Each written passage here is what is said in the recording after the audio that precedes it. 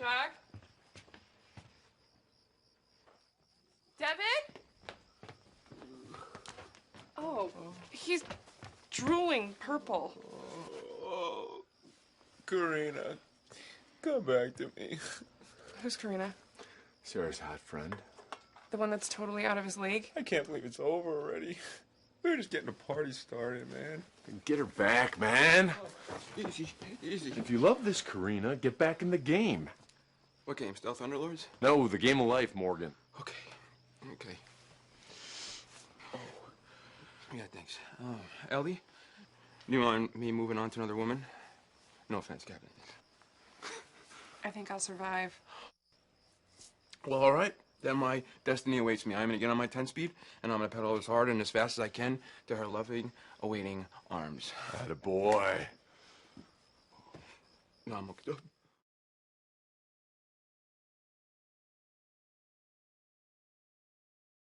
You're the one who gets yourself into these situations. Lucky for you, I was here to save you. Save me? If it weren't for me, you'd be with the chimpanzee for eternity.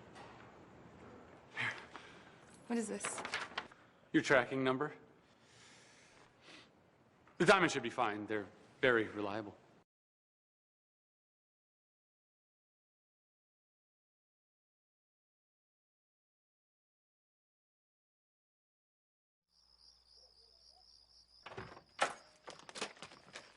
Hey, we're all here. Do you need me to run out and get anything? No, I am a full-service operation, Ellie. Just sit back and enjoy the ride. Where do you keep the good china? Oh, no, Morgan, don't even think about it. I need to supervise that ride. And, Chuck, don't forget about Mother's Day. I pulled a lot of strings to get the night off. I won't forget, I promise. Mother's Day? That's not till May. You know, it's kind of a long story. Okay, we have to go, so tell Ellie and Morgan that I'm not feeling well. Why? What's wrong? Are you feeling feverish? No, I'm fine, but we have to go and tell Casey what you saw.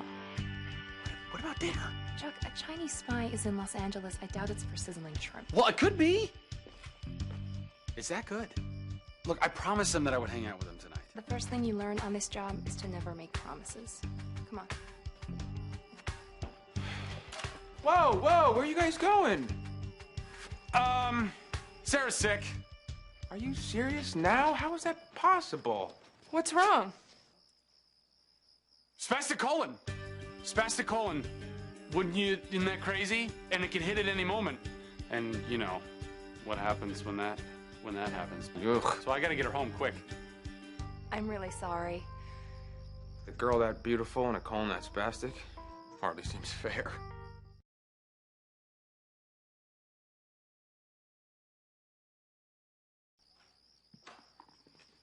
Hey, stranger. Hey, I'm on my way out. Actually, I'm sorry. I know that I've been doing a lot of that lately. I've barely been able to see Morgan. Well, I can't really blame you for that one. You're headed to Sarah's? Yeah, just making a batch of your secret guac. Well, that can't be good with her spastic colon. She finds it oddly soothing. Look, and also I wanted to apologize again about last night. Just as long as you promise me that you will be here tomorrow for Mother's Day. Yeah, I'll be here.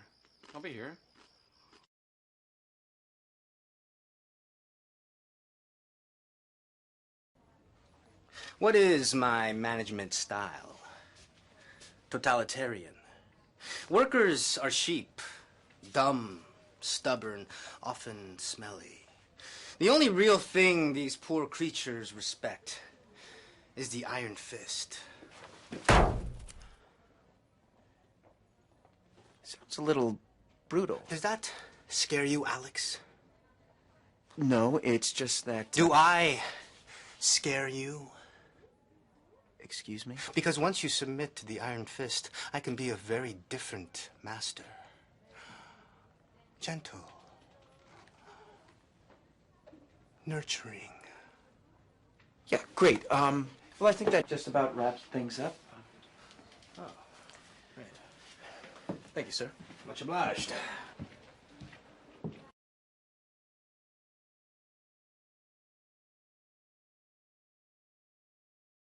What? You can't go, man. It'll crush your spirits, all right? Stanford ruined your life, man. It started you on that whole self-loathing, celibate, downward spiral thingy. I haven't even heard you mention the S word in years. Well, the seal's been broken, buddy. Plus, you know, I've got a lot of unfinished business up there. I'm coming with you. Well, hold on. It is a critical time for the rebellion. The Bymore needs you. Help us, Obi-Wan Mogrimey. You're our only hope. Yeah, I don't think I can carry that weight on my shoulders alone, Chuck. Tang knows that I'm weak. Like pudding. Well, it looks like it's time for both of us to face some demons, huh? Yo, Chuck, time to roll. Kickoff's in only 22 hours, bro. Speaking of facing demons, how long are you in the car with him?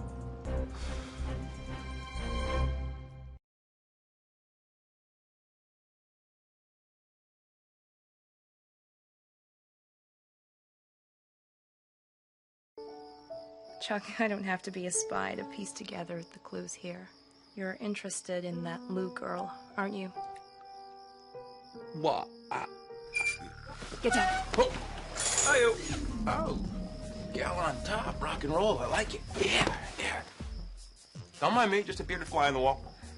Go home, buddy, or I will nail the Morgan door shut forever. All right. I want to kill the magic, so I'll fast forward to the juicy part here. Boop, boop, boop, boop. Harry Tang likes to watch romantic comedies, and he cries while making love. Wow. Seriously? Really? Yeah, man.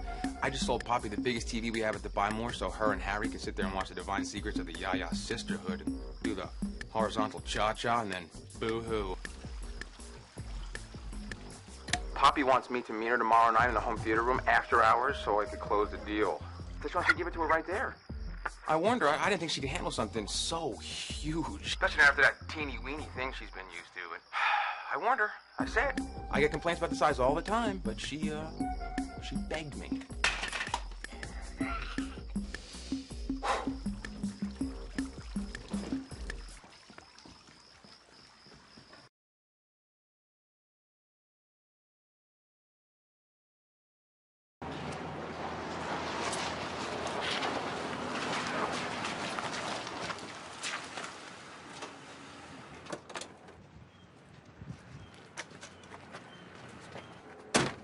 Homeland Security. Which of you idiots ordered this raid? I did. What's your problem? We've been building a case against the Demetrius family for 18 months. And you guys just blew it. Good luck picking up the pieces. Hey, this one here. When was it taken? Last night.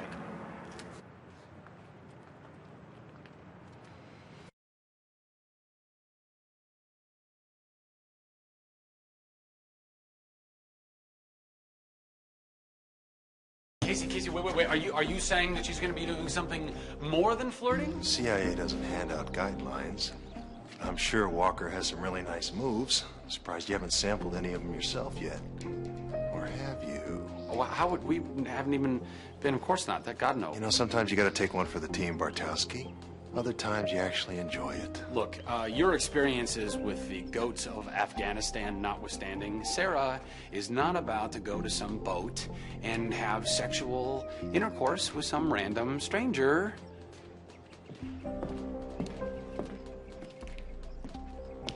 Chuck, do we need to talk more about what we discussed last night? Nope, nothing to talk about. No, it's all good.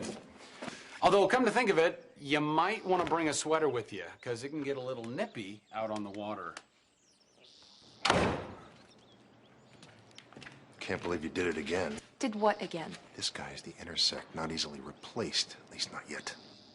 What are you trying to say? Till the government builds a substitute for Chuck Bartowski, try keeping it in your pants, Agent Walker, huh?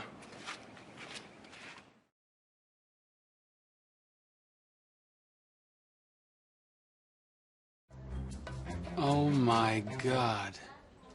What does that smell? I thought we agreed. No suck-up presents for Big Mike this year. We let our work speak for itself. I know, Jeffrey, I know. It makes him so happy, and to watch him eat it just makes me quell. What do you three do? Is that Sable? Happy Hanukkah, sir. Thanks, son. No weekend shifts for you this year.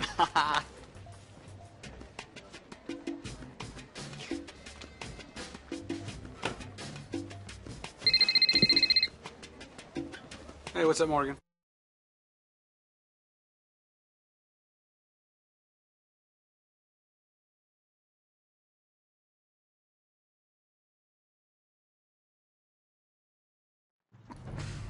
It's not. I think I just got that. I thought it was a booger, but it's not. Get it. Get in there. Get in there. Just pick a nice one.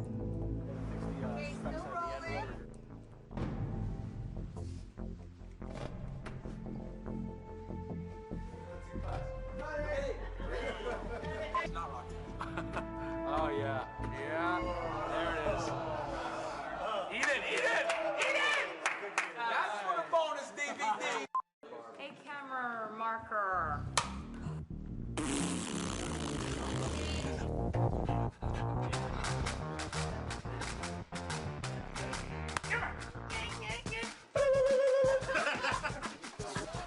Hey. I mean it. You know, I mean, I still kind of, yeah, you know. Hold me, Jack.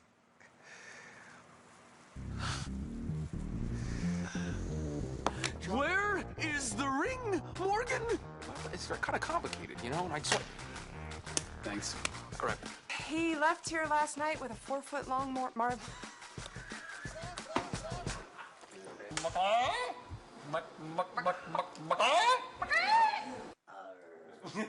I was Kid Tuffy. Like 60-yard cushion, or would you say that like normal tail rules apply in this situation?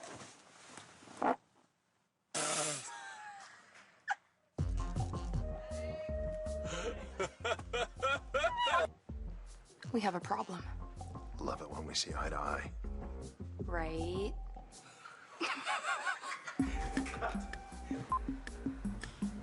It's like Mission Impossible meets Oliver Stone.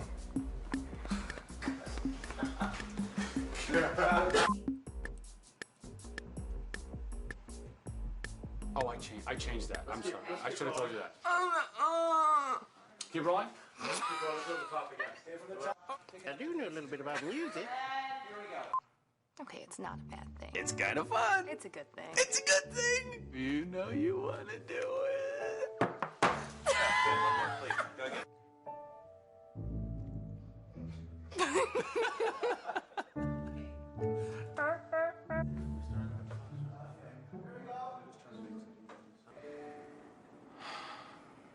Forgot my line.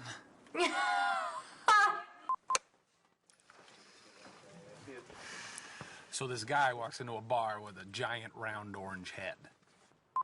First, Chuck bails on you in your stupid space penis costume, and then he doesn't even have the stones to show up for his interview.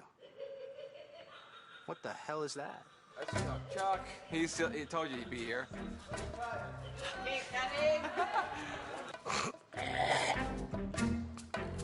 First, Chuck bails. Sorry. I feel that. Sorry, sound. Sorry. Rock and roll. Yes. Ready?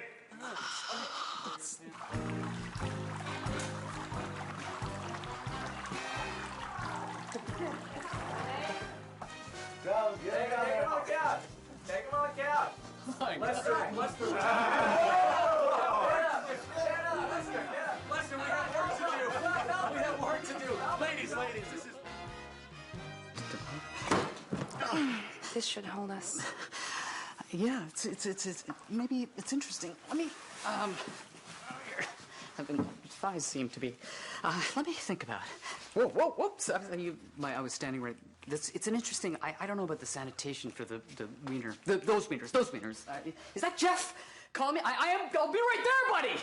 He needs a lot of, but thank you for the, I'll be right. What about that movie?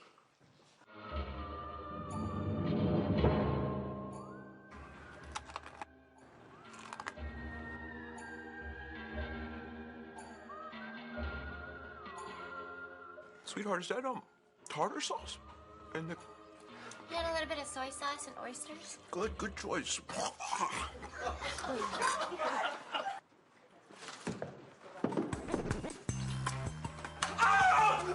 God! He's dead! You're an asshole. Why, because I can remember my lines and you can't?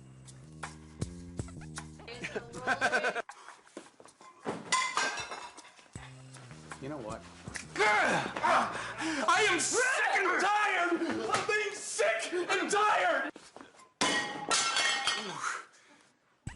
you'll die too, just like the doctor. Your choice.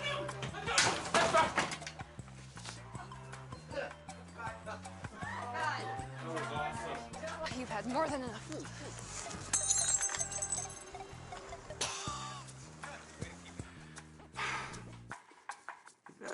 Sorry. Like kind of like a fountain from the top or something, yeah? The horns, like the bowl, like coming at you. Okay. And go. Wait. I only respond to action.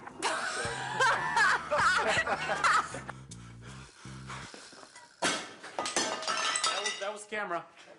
That was the camera.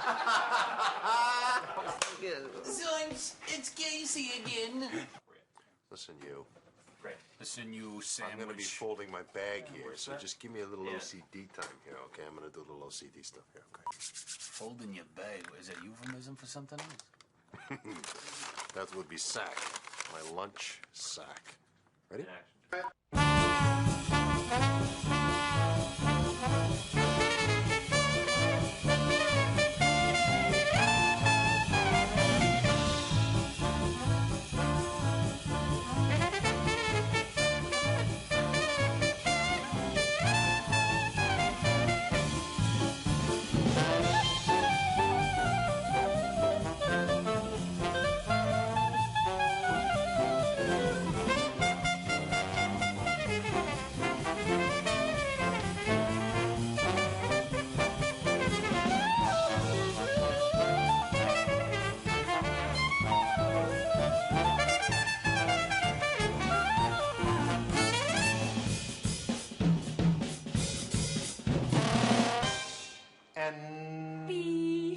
See. Good night.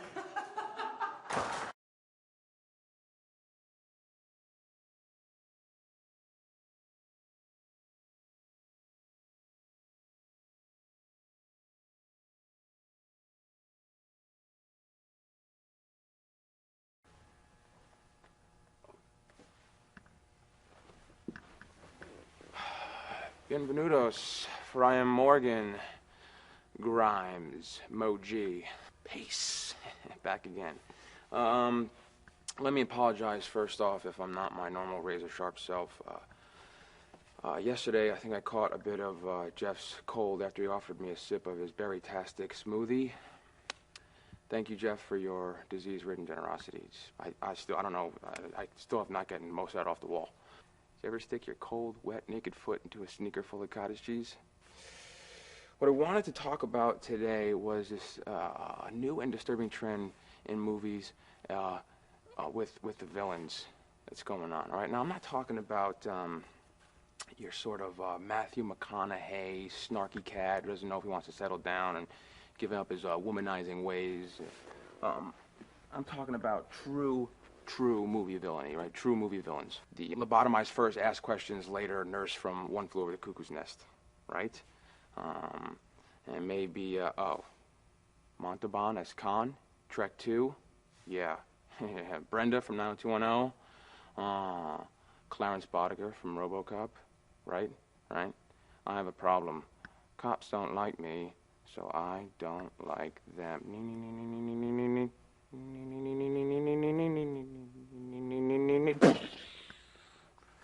Yeah.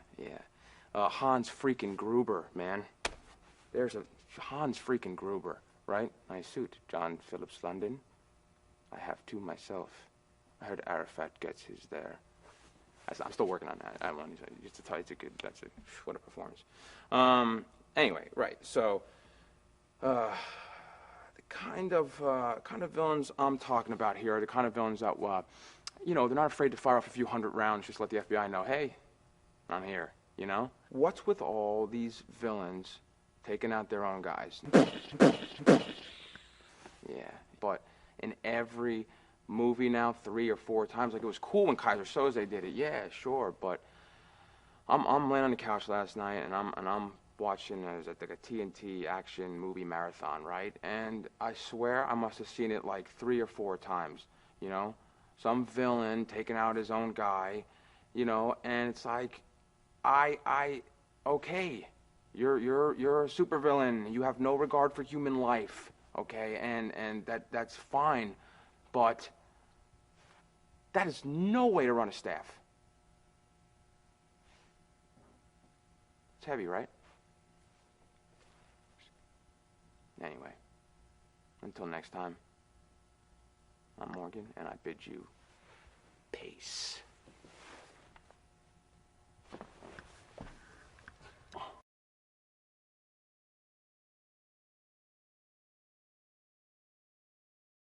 I'm Jeff here, part of the Nerd Herd. In charge of the keys. You know, you guys think, well, you think I just work here, but I got a life outside of here. You know, I got a ping pong group that I play on Mondays. I do bingo with my grandma once a week. I enjoy fantasy football, online and off. I like animals, both captive and uncaptive. I do the hot dog eating contest every year up in San Luis Obispo, and I like to, well, you know, I like to shower almost every day, except, you know, unless it's like a water shortage day in California, because trying to do my part for the environment. Oh, if any of the ladies are watching, yeah, especially Janice that bought the dust remover the other day. I'm looking. Thanks.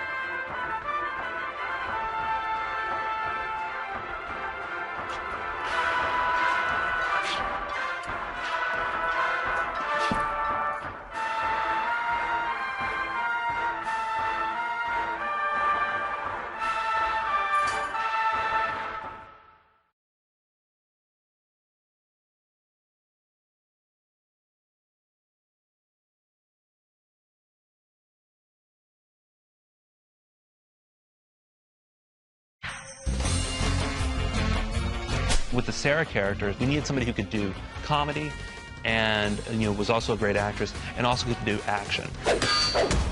And getting all those three things together is really, really difficult.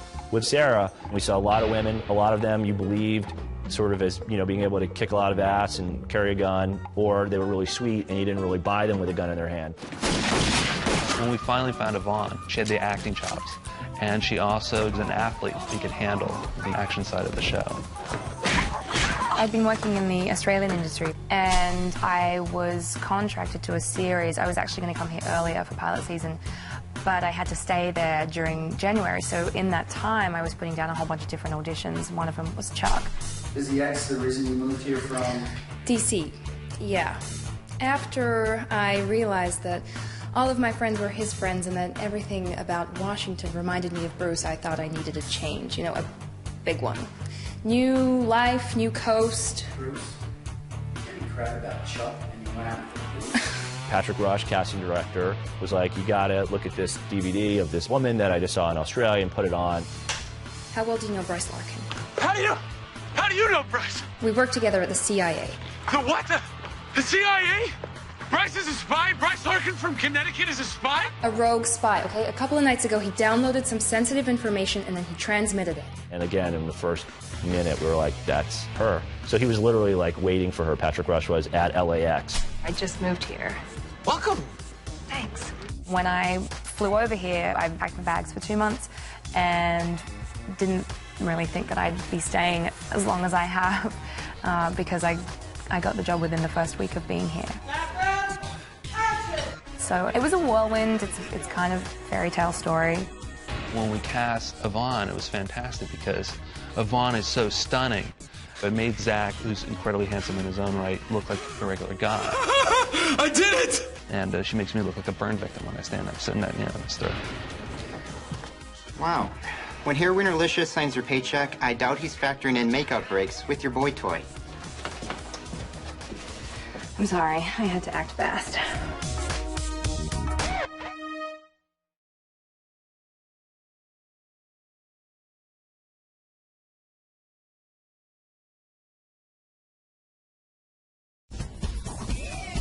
The show is called Chuck, so if you don't find a great Chuck, you might as well not even come to set on the first day. Chuck. Josh and I met with pretty much every young actor in town, and we met with a lot of great people. But you get this perfect person in your head. Some guys were funny, and some guys were leading men, but it's really hard to find someone who can do both. When we saw Zach for the first time, actually saw him on video, our casting director did an initial read, and then he immediately called us and sent us the video. I can't remember exactly what Zach said right before he started his audition, but he said something along the lines of, Countdown. Okay, here we go. and that was like the perfect Chuck moment. And then he went to the audition and he was fantastic. And we're going. Zachary Levi.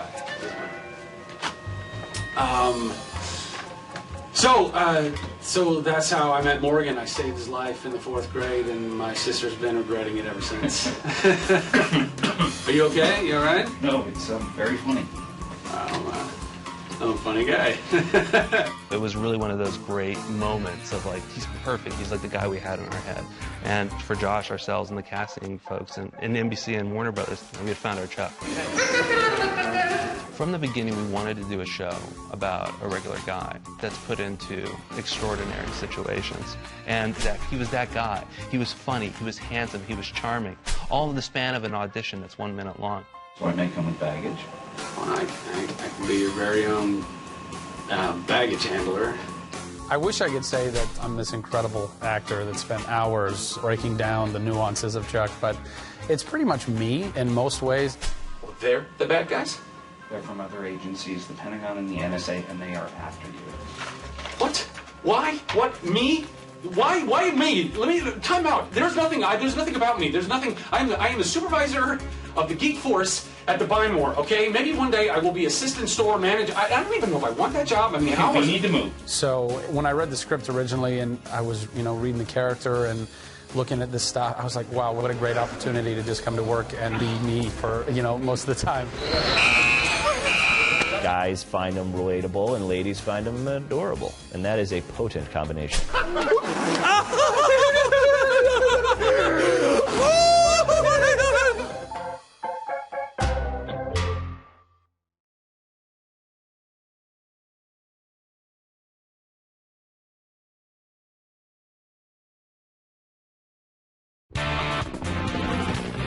The first person we cast on the show was Adam Baldwin. Let's go. We gotta talk. I was a big fan of Adam Baldwin. So even before we pitched it to Warner Brothers, I was kind of saying, who'd be great, Josh? Adam Baldwin would be fantastic. Adam Baldwin's the first guy who read. Chris was like nervous as a little schoolgirl when he came into the room. I think I just really wanted to meet him. So Baldwin came in and he was great. What was this thing? What does Intersect computer do? This computer did everything. So you're saying there's a villain out there with all of our secrets, everything we ever had? Find those secrets, Casey. John Casey's a patriotic American who wants to do right and is kind of a dick about it. But he's well-intentioned. Chuck Bartkowski's the mark. I want him with a pulse, no kill shots. Why, the artillery boss, this Chuck head looks like a city. This Chuck Bartkowski, for all you know, could be the rogue CIA, GRU hitter, Mossad technician. This Chuck Bartkowski, this Chuck guy, could be your worst nightmare. He's believable as the sort of badass, scary guy. But he also gets the joke, There's always that little twinkle in his eye that lets you know that he's got that really, really dry sense of humor. CIA script's kind of hot. Hot, huh? Maybe I should kill you now. You want her to do it. Hot equals dangerous. Got it? You learned that from spy school? No man's wife. She makes a move, drop her. Casey actually does care. Getting there is a big softie. He's like a Mento, really. He's sort of a hard shell on the outside and just a big, gummy, soft, chewy little thing on the inside, that John Casey. Oh, you moisturized. That's very nice. His hands are soft like babies' hands. You can never have too much lube. No. And for John Case will tell you, he's a fan of the lube. Oh, lube it up.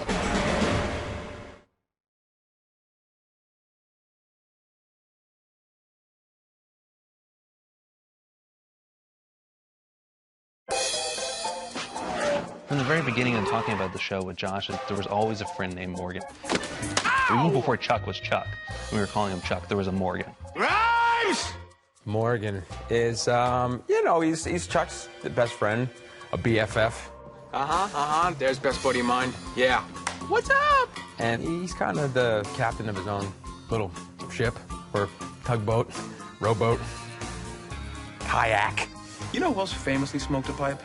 Boyhood hero of mine. One Popeye the Sailor Man.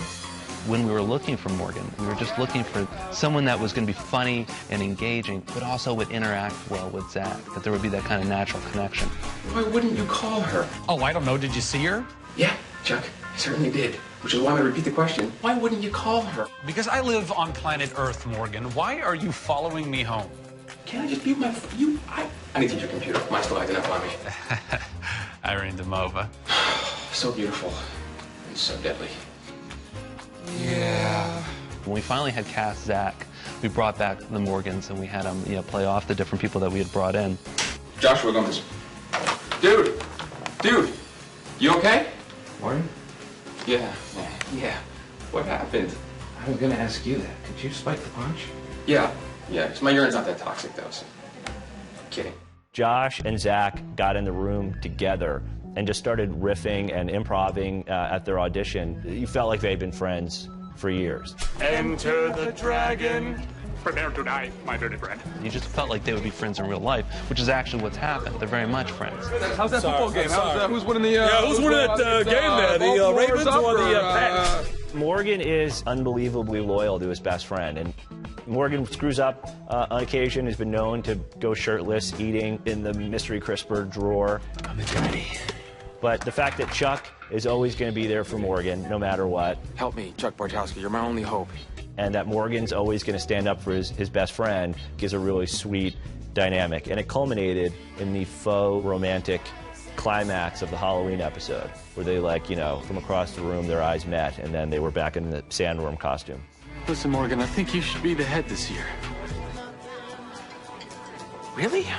Initially it was comic relief. That's my friend! Okay, look, he's not that good of a friend. But I think over the course of the episodes, you've really grown to care about this guy. And, and the whole thing that's going on with him and Ellie also pulls at the heartstrings. And at the end of the day that he's a good friend to Chuck, and Chuck is a good friend to him. And I think it grounds a lot of the show in their dynamic. Hey, Chuck. Yes, Morgan. You know what? If our relationships don't work out, okay. Because we got each other, don't we?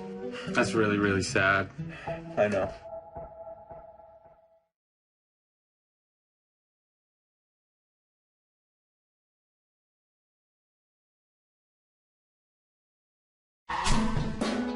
Ellie was surprisingly a very tricky part to cast because she didn't have a ton to do in the pilot, but we knew that it was in those few scenes that she had with Chuck, it was going to do a huge amount to inform you about not only just the tone of the show, but also Chuck himself. Chuck, I have invited real, live women for you. So please, let's go. Morgan, you stay here. And that this relationship with Ellie was really the thing that was going to inform how you felt about this guy. That he's a sweet brother, that he's got this older sister who takes care of Chuck, but also knows that he's destined for greater things. Aces, Charles. You're aces. A dad quote. I'm impressed. So it was a really huge part of the show and a really huge part of the heart of the show. We cast Sarah Lancaster in the part of Ellie. When we met Sarah Lancaster, she came in to read with Zach. They just had this really great dynamic where it felt like they knew each other for years. It was like a back and forth there that siblings would have. Try it on. Honestly, I'm a girl. I know what girls like. I'll go change. But she was also beautiful and sexy in her own right, and somebody you'd want to see be more than just Chuck's sister. Hi. Hi. I'm Ellie Bartowski, Chuck's sister. Oh, yes, of course. I recognize Chuck's sensual mouth. Sarah, you know, she's kind of has a maternal quality, but she's also super funny as well. And she can roll with the rest of the cast when it comes to the comedy. He confides in me, Ellie. You know, he tells me his deepest, darkest secrets, which you could too, by the way. Here's one. I loathe you. That's not a secret. For Morgan, his great love is his best friend's sister. Oh, boy. Ellie. Get out. Not favorites, but at least we're dialoguing. I think it's one of those where, like, if I did meet Chuck in 2nd grade or we were friends or whatever, like, I probably was in love with his sister since then. There's a line in the show where it's... Ellie, I would pretty much do anything for you. You're kind of like a sister to me. Sister wanted sex with so bad. Oh, God. I think that sums it up, as creepy as that sounds. Sarah Lancaster, she has such a great time, and she tolerates a lot of my shenanigans, in which there's many. I love you. It's not returned, by the way, obviously, from Ellie Bartowski. Although, I don't know, I catch a glimpse every once in a while. A spark, a subtle spark. I thought we issued a no-touch policy back in '98. That may be in season 12. We'll, no, I'll never have it. I'll let myself out. Now, my 4 favorite words.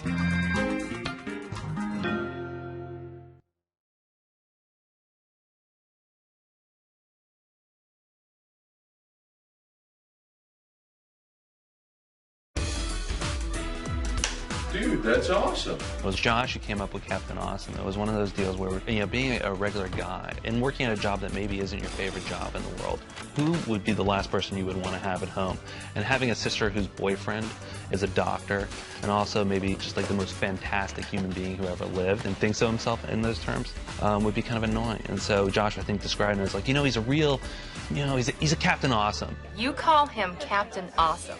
Yeah, everything he does is awesome. Climbing mountains, jumping out of planes, flossing. That's a perfect name. Okay, I've identified some candidates for Chuck, and they are awesome. Ryan McPartlin does such a great job bringing that character to life. That is outstanding. Because he's kind of sweet about it, too. You know, he's so, you know, way to go, Chuck, that's awesome. And he's, like, really, like, this hard-charging guy. But at the same time, you know, he really loves Ellie. He kind of likes his opportunity to hang out with Chuck and Morgan and, like, you know, maybe not so much Morgan. I'll tell you what you need, Chuck. An adventure. Your life in danger. Looking death right in the eye. Doesn't that sound awesome? That sounds great, but my wetsuits are the dry cleaners. Captain Awesome just kind of lives in a whole other world. You know, he's very innocent and he's very, like, just a really good guy. You're the man in Ellie's family. So I was wondering, can I marry Ellie? But it's not to say that he doesn't do things all the time that Chuck's like, you are a crazy person. What are you doing? Not to mention the fact that I think his shirt has been off in every single episode that we've done, at least once. Would you please put on something, a robe or something? You know, we thought, well, this is a fun character. Maybe we'll have him for like an episode or two, and, you know, he'll be funny. And we found that people really loved him. So all of a sudden we're like, wow, this guy can't go anywhere. This guy's great. So any plan to turn him into like a Russian operative at the end of the season, we kind of had to forgo because they're a really valuable part of the ensemble. Well done.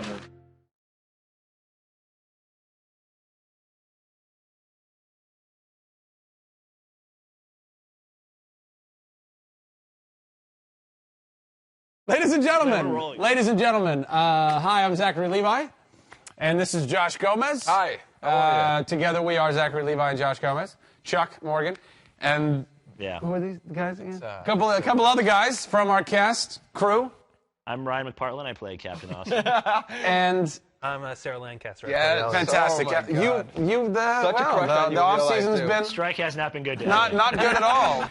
Ultimately, what's happened here is that Josh, myself, Josh again, or Captain Awesome as we like to call him, and Sarah, otherwise known as Chris Fedak, have all chosen 3 scenes that strike a chord with us when it comes to the show. And so we're going to do kind of point, counterpoint, and discuss the various scenes and talk about what we like and maybe what we don't like. I guess we'll just dive in, yeah?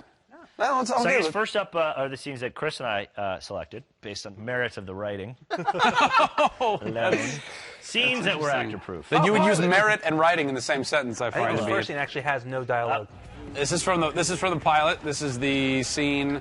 This is the club scene where Chuck and Sarah are kind of going on their first date together. They've just had dinner.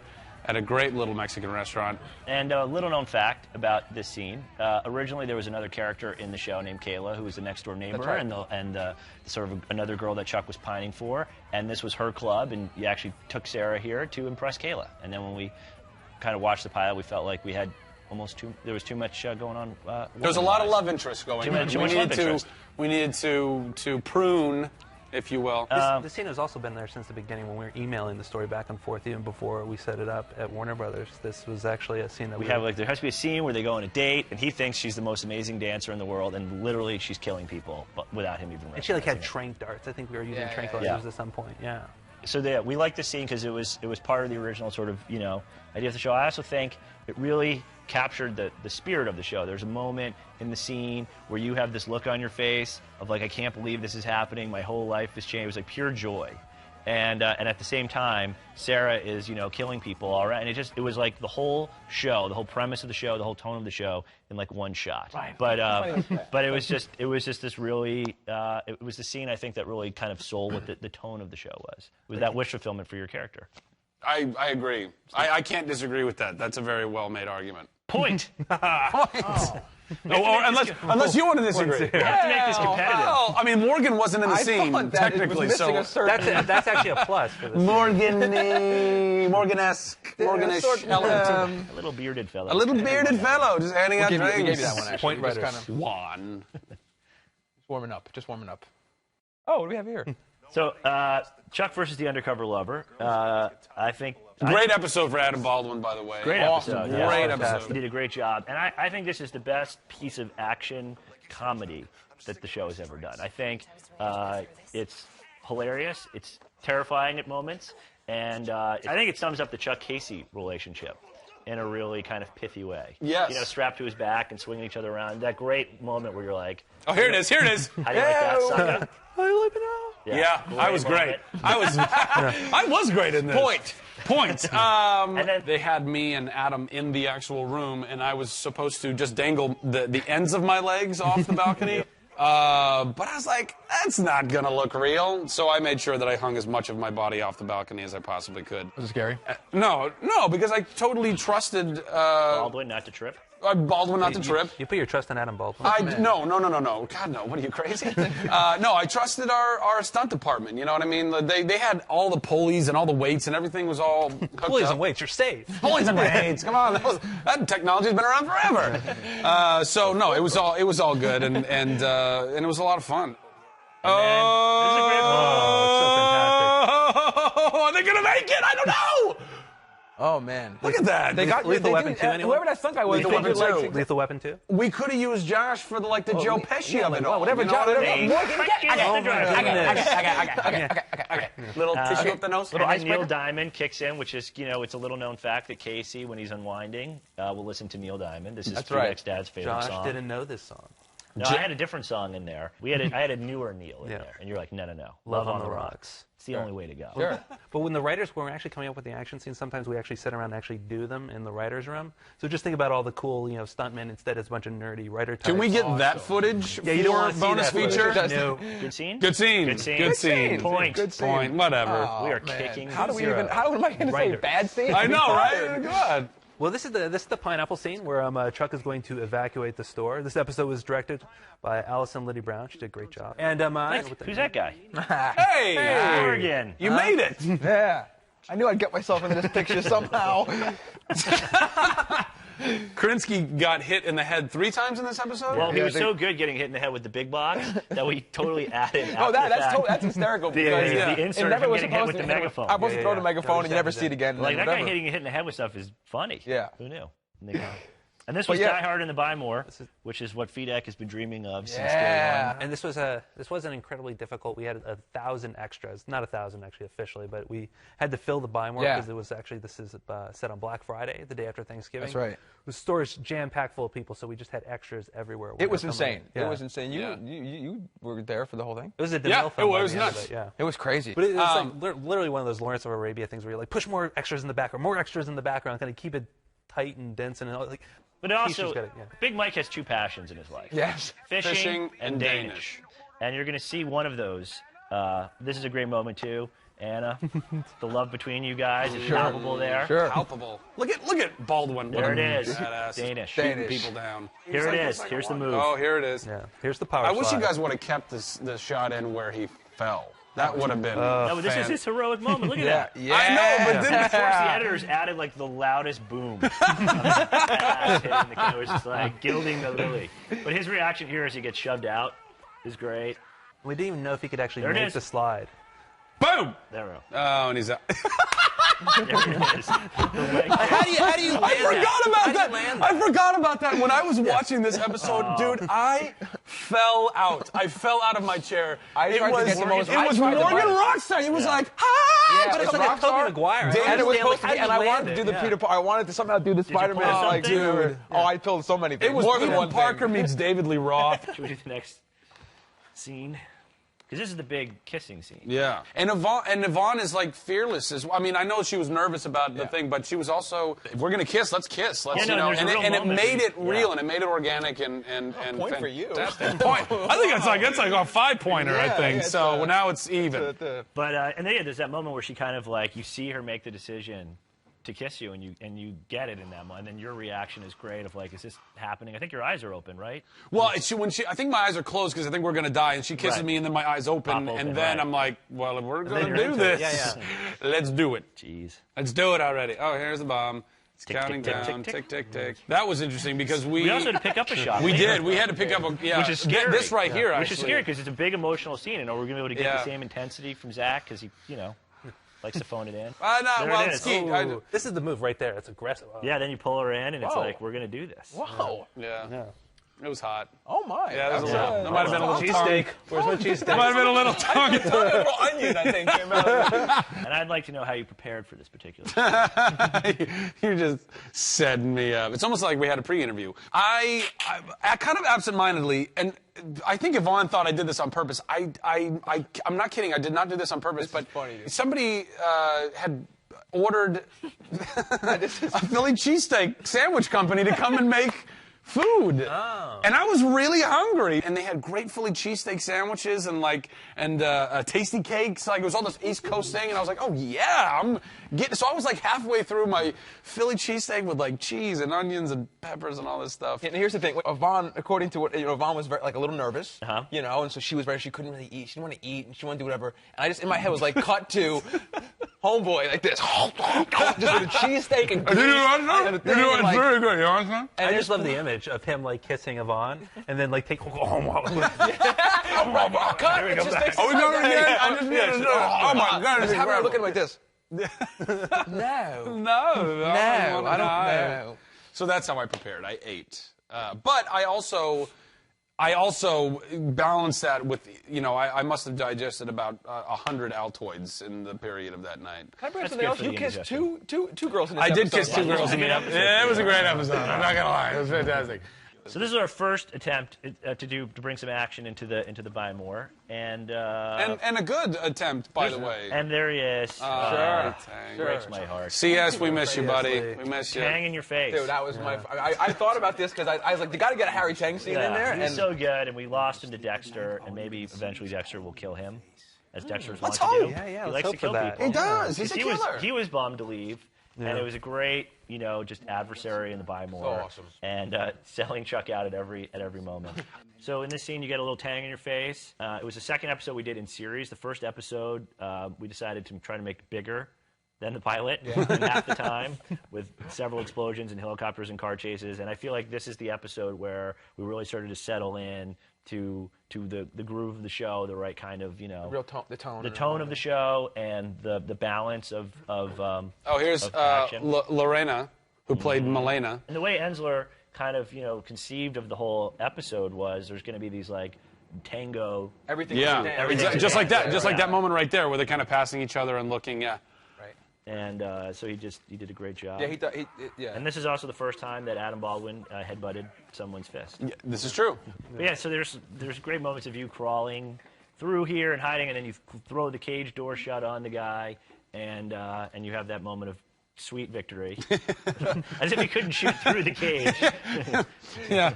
Well. Uh-oh. He wasn't. He's not. Well, he was not the brightest thug. He's got more brawn. Really. Yeah. So then the gate's broken and it opens, and that moment of like your eyes closing as you're about to meet. I'm your about maker. to meet my maker. And it's always the balance that the show has to walk of like we want it to be funny and we want it to, but at the same time, if you don't believe that Chuck could potentially die in this scene, there's no stakes to it. There's no weight to it, and you guys do a great job of I'll give up a point to balancing. Oh, you're going to concede a point now? Oh, thanks. You're very big. It's very big of you, Schwartz. 23-point lead. You can Oh, here's a couple of them. You know what? I don't need these ones. Yeah, I'll take these ones here. I love that Baldwin stuffs the guy in the refrigerator. Yeah, hours I think we're spending the writers' room trying to figure out how to dispose of the bad guy, and they just stuffs him in the fridge and we never go back to it. That's pretty much it. Yeah, we actually kind of boxed them up at one point and they actually shipped them out. But the more and more we worked on it, we didn't want to get stuck in that. It's the details. Don't sweat the details. Yeah, details. Guns to a chain link fence. Who cares? Oh, the scene we both selected. So this is our romantic finale, because at the end of the day, you know, the relationship, I should say, between Chuck and Morgan really is a huge part of the show. Right. Kind of a little known fact. This is we did an episode of the OC that was set to this song, and shot also in slow motion of Ryan rushing to get to Marissa for New Year's Eve, and then trying to figure out like how to do the funny fake bromance sequence. It was like, well, why don't we just shoot it the same way? So Morgan, you are Misha Barton in this scene. Right, right. Oh, that's the channel. Does that make me Ben McKenzie? It does. All right. So I'm good. I'm fine with that. Do it as you will. By the way, Sarah Lancaster, how smoking hot did she look at her? That's your sister. Oh my God, it was ridiculous. And Yvonne and Princess Leia from the show Jedi. is a 15-year-old boy's fantasy. Again, hello. And then of course it culminates in the It Takes Two breakdance sequence. But the idea that every year you guys go as the sandworm from Dune. Well, Dune's Josh's favorite movie. Yeah. Josh, I just want to know, during the strike, Fedak has a chair. I'm putting this on film, so it's there for posterity. Okay. Fedak is a huge Dune fan. Right. And during the strike, allegedly, he was sitting there like this with his eyes closed, listening to the Dune audio CD wash over him. 28 hours of Dune. No, it's not. No. Be afraid. I don't feel so bad about all the online gaming I do now. That's a strike work day for me. That's good. Just sitting there. Hey, look, pencils down means pencils down. It doesn't mean audio tracks of Dune down. No, of course not. So this is the scene in Chuck versus the Undercover Lover that we've already referenced before with the excellent fight scene that Baldwin and I were strapped together. And the whole other storyline is Captain Awesome and Ellie, and they're kind of going through this like couple issues as a couple. And he wants a washing machine. He wants a washing machine, and she wants a plasma, which I thought was genius. And you know what we did there? We took the thing. Oh, well, you just kind of flipped Oh, it. is that what? Flipped it Oh, it seems so simple when you actually. A week's worth of work. At least. Yeah. And so Morgan falls into the role of Retail like therapist. being their retail therapist, exactly. Sure. And it's the clicking, and all of the little things. Like they'll say something, and he'll give them this look of like any therapist would have like. It's that look you don't want to see from your therapist of like, oh, you've got really big problems. You start writing something, and I was watching, and I couldn't. All the scenes that I picked were just things that I felt like when they just tickled me. They tickled me. I would be on set, and I so appreciate the cast that we have, and you guys did such a fantastic job putting us all together, I think, and Patrick Rush, of course. And so I was tickled by it. Also, Morgan, you're actually genuinely trying to help them. Yeah. Even though it's completely in your best interest to destroy Captain Awesome and Ellie's relationship and make your move. Right. When push comes to shove, you're there for them. Yeah. I think so. But that's what makes him an endearing character. That's right. He's not like a classic slasher. No, he's not. He's more of like he wants Ellie. He's always wanted Ellie, but he's also like still a gentleman in some weird Morgan-esque Well, yeah, way. like Ellie's drunk and kind of passed out and sort of the no-touch policy. Nothing. Yeah. It was sort of. I thought it was very sweet and sort of whatever. It was like and you don't let it go creepy. No. Plus, you have a girlfriend at that point. Well, that's the other thing too. Then at this point, you do have Anna kind of curbed my Ellie lust, I suppose, slightly. Except when there's food involved. Because there's a line that says, "You always be a sister. You always like a sister to me, right? Sister, I want to have sex with." It's such a great. So it's always got. There's always a little bit of. A great line. So point for us. Good. A couple of points, I'd say. I'll give it up. So there you go. 5 on that one. And again, I chose scenes based on like just how giddy I got just watching everyone kind of interact and do their thing, and And Vic, especially, to me, I think is just a funny guy. He's really, really talented. And this is an opportunity for him to really shine and see this Jeff and Lester dynamic. And in a different way, this episode especially. Fleshed it out a little bit more. You got a sense of what they do after hours. Exactly. Just go to Bennigan's. Just go to Benny's. I mean, there were so many takes where I broke so many times. I couldn't. It was so hard to look them in the eyes as they were doing their thing. And then, of course, Baldwin getting to lay down the law. Just that there's a universe where, like, Casey and Jeff and Lester share scenes together. Well, I think that's one of the genius things. Again, point for you guys. That you did. So well played. But so well played. That by putting Casey in the Buy More, just immediate gold, because you've got this guy who, I mean, I don't know. I'm sure he's had plenty of these undercover kind of gigs, but to be working in retail at a big box store, it's like a nightmare for him. It's a nightmare. And he's got to work with these complete doofuses. Except I love when you guys will put in something like being about to move a grill master. Like he starts taking pride. No matter what he does, he takes it serious. So eventually, he wants to move merchandise. So don't blow a sale from it. Be a new guy. Could you talk about like improvisation? Because like Vic is notorious, and Scott too. At just like infamous. He'll do it once one way and then keep on changing it up. Yeah, he's continuity. He's like an editor's like dream/nightmare. I think that's ultimately what you want, is to have actors that are constantly trying to keep it fresh. And especially in comedy, it can become stale really quickly through all the rehearsal and all the takes, and to be able to constantly look at it from a new way while keeping the heart of what you're dealing with, but putting a little spin on it here or there. But it's all, I mean, for me also, it's when you're working really long days, you want the crew and you the writers and everyone to find it funny every time, because if you keep doing the same thing, then eventually you can see the camera operator going, yeah, I've been to this one before. Do you guys key off of that too? I mean, yes. There's no greater nightmare than making something funny and not hearing a pin drop. You know what I mean? Like you're like doing a bit, and it's just like you have to get used to that because it's like, and you're doing it now for the second time. It's like nobody's laughing. Right. But and it's like cut, and you hear, oh, thank God. Exactly. What else we got? What else is on tap? This is your final. Oh, that's right. This is the final one that I.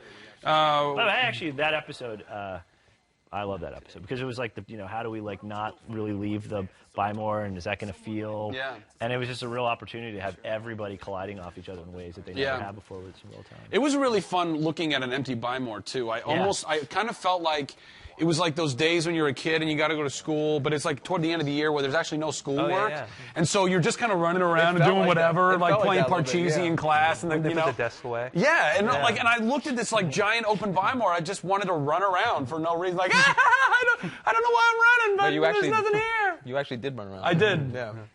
Oh, there's the beautiful Matthew Bomer again. You know when people that saying like God doesn't give with both hands, like, well, I told Matt, I said God must have been in the greatest mood in the history of being God, which is infinite, by the way, people. Is God.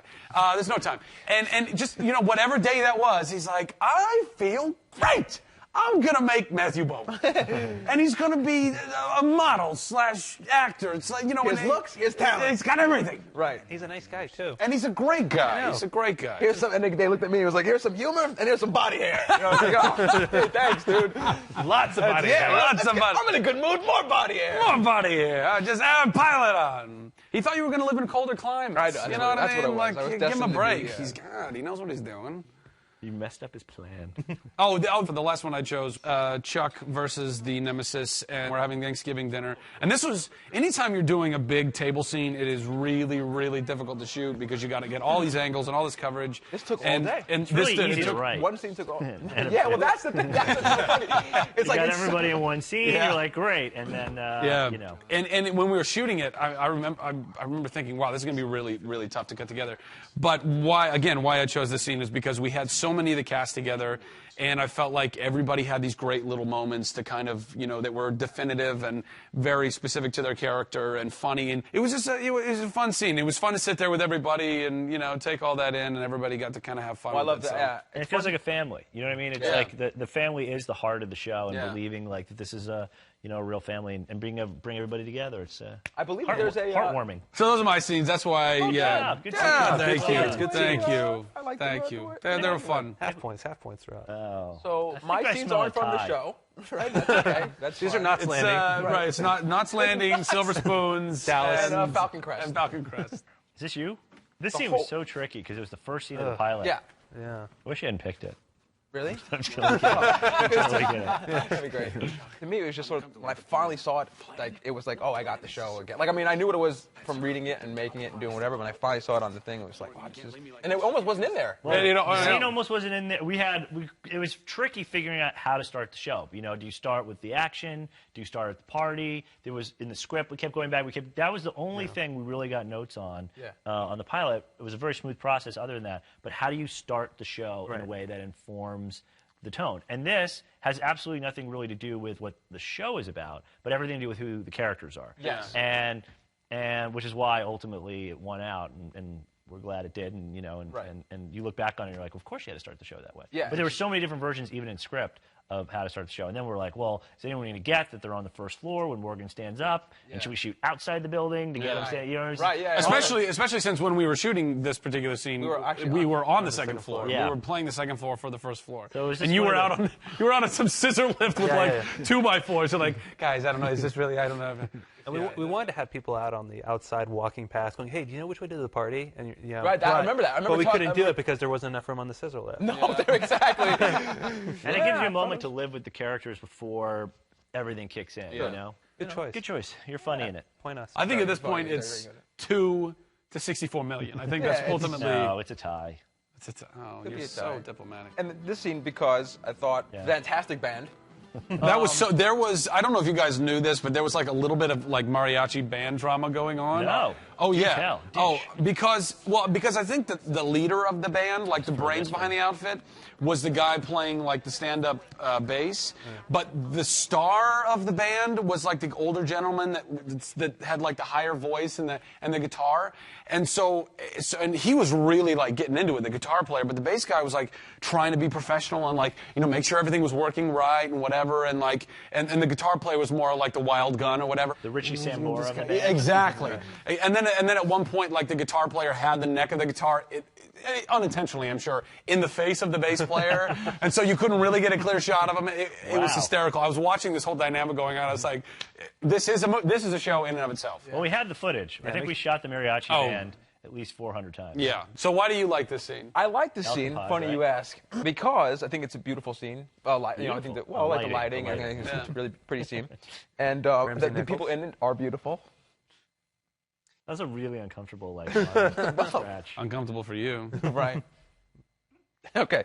So, no, I thought the performances were really good, and I think that's one of those scenes where TV date scenes can sometimes be like, oh boy, for me. Anyway, as a dude, and So this scene could have really sucked.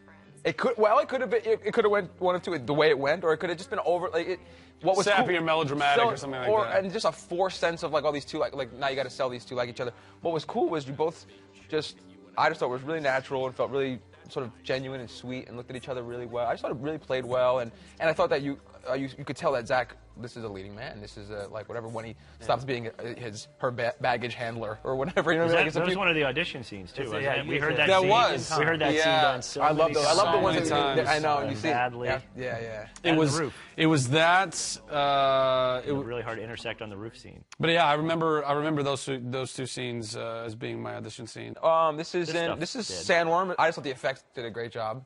And it was really weird seeing this scene as it was coming in pieces because, there's just like a shot of you against green screen. It just there's like shots where the car's not in the foreground of the shot, and so you're like, oh my God, is this gonna fit together at all? And then Zoic, being the digital wizards they are, all of a sudden you're like, oh, people are gonna believe this. The Sadowski's extra steering column coming out was like Transformer status. It was so good. I was like, holy crap! Like that looked so real. Yeah. And then getting just right then, getting shot out of the car. Looked, so good. I mean, it's movie quality. It's not like sometimes you watch television special effects and it's like that is the fakest thing I've ever seen in my life. It's so cheesy, but the stuff Zoe does really such a good job. Really good job. And the other thing too with the car is like it's just you can be anything. It's like in future episodes we just want to add more stuff. Yeah. That's always been there. Yeah. That thing's going on water. I was gonna say, dude, it's got to. Are you kidding me? Submarine. We've never seen the trunk too, like what Casey has back there, Yeah. the arsenal. Well, that's a beautiful spy hunter. Yeah. Oh my gosh, dude, little oil slicks, smoke screen. But in conclusion, in wrapping up, I think we've come to a consensus and we've all agreed that we win. I just hope the audience enjoyed it. I hope we gave them some insight into our process, into the madness behind the. Sure. I think if anything, we've just shown them that we don't know what the hell we're talking about. Well, yeah. Anybody can write a TV Do we get show. to see final cut of this thing? On behalf of myself, Joshua Gomez, Joshua Schwartz, Christopher Fedak, Sarah Lancaster, we bid you adieu. And they're very tight. This is a very tight shot. So just actually getting a little closer. I want to feel even more uncomfortable. Thank you for watching this bonus feature of the Season 1 Chuck DVD. We hope you enjoyed it. Tell them I said thank you. I think they can hear you on my microphone. I'm a big fan of the show. Goodbye.